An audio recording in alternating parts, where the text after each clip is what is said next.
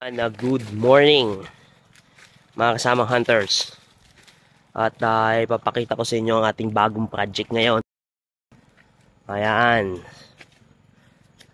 dito tayo mga kasamang hunters, at ito yung ating bagong project. At ito ay pinais-scan natin mga kasamang hunters. Ayan, kanina ay umatake yung ating mga kasamang hunters at tinitesting. May bago kasi tayong mga kasama ngayon, mga kasamang hunters, na meron silang gamit. At ang lalim nito mga kasamang hunters ay ayon sa estimate ng kanyang scanner ay umaabot ng 50 feet. Grabe, mapapalaban tayo mga kasamang hunters. 50 feet ang lalim nito. Bali, itong ating operation mga kasamang hunters, dalawa yan. Isa dyan at isa doon. Yan, pupuntahan natin mga kasamang hunters. Ayan, nag-umpisa na yung ating mga doon sa taas. Dito tayo ikot mga kasamang hunters, dahil mahirap dumaan dyan eh. Ayan, kasamang hunters, ngayon ay sasamantalahin natin ang panahon dahil tag-araw. Mahirap mag-operate mga kasamang hunters ng maulan. Ayan,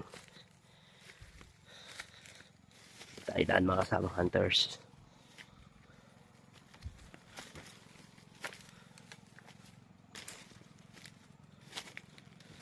Ayan, yun yung sinasabi ko sa inyo mga kasamang hunters. Ayan o, pababa tayo dito mga kasamang hunters, at baka mahulog tayo. Ang mali yata yung dinaanan natin Yan mga kasamang hunters, ito yung ating bagong project. Ayan, kung inyong makikita mga kasamang hunters, ito na yung ating project. Bagong project ito mga kasamang hunters. Ito ay aabot ng 70 feet, sabi ng ating mga kasama. Dahil tayo ngayon ay naka-merge. Yung ating team at yung bagong team natin ngayon ay merge, pinagsanib. At kung inyong titingnan mga kasamang hunters ay grabe, sobrang lalim. Ngayon ay nasa bato na kami. Yung bato na yan ay hindi natin alam kung anong markings. Grabe, dami tayong operation mga kasamang hunters. Dito natin tinatapon yung manual lang, kasi sobrang layo. Nasa gitna tayo ng kagubatan mga kasamang hunters. Ang hirap na ang labor force.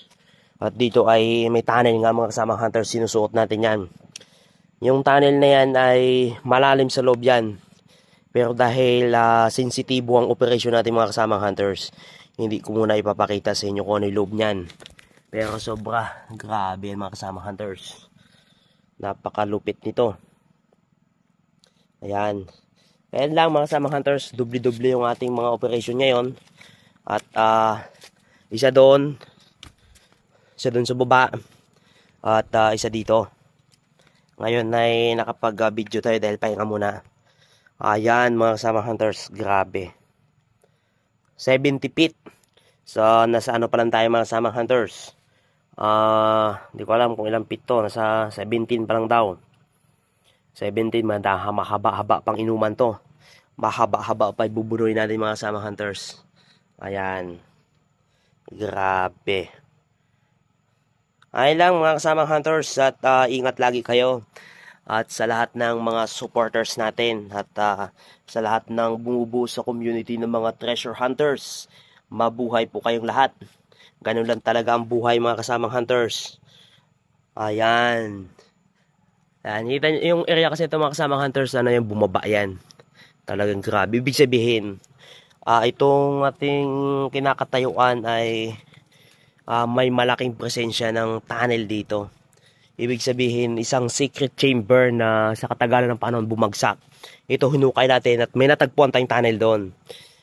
Tinarget natin to, tapos tumarget tayo doon mga kasamang hunters, kasi ang daming detection eh. Siguro ang dami dito, mga dami na mga pangligaw. Dumitik doon, tinira natin, tunnel na naman kasamang hunters yan Ayan tunnel yan. Papunta yan doon. Doon, sa gitna ng kagubatan. Tapos Ito naman, straight. Grabe. Kaya kapag yung gamit yung mga kasamang hunters mahina, ililigaw talaga kayo. Kasi maglalabo-labo yung direction ng detection eh. Kaya mabuti na lang at meron na tayong mga kasamang hunters na malulupit. Ayun lang at maraming salamat mga kasamang hunters at mabuhay po kayong lahat. Shout out sa lahat ng mga hunters pala na patuloy na sumusuporta sa ating operasyon at sa lahat ng mga hunters sa buong Pilipinas, Luzon, Visayas, Mindanao. At lagi kayong mga mag-iingat sa mga big time, mga financier natin. Thank you so much sa inyong suporta. At sa lahat ng mga hunters, mag-iingat kayo at patuloy lang.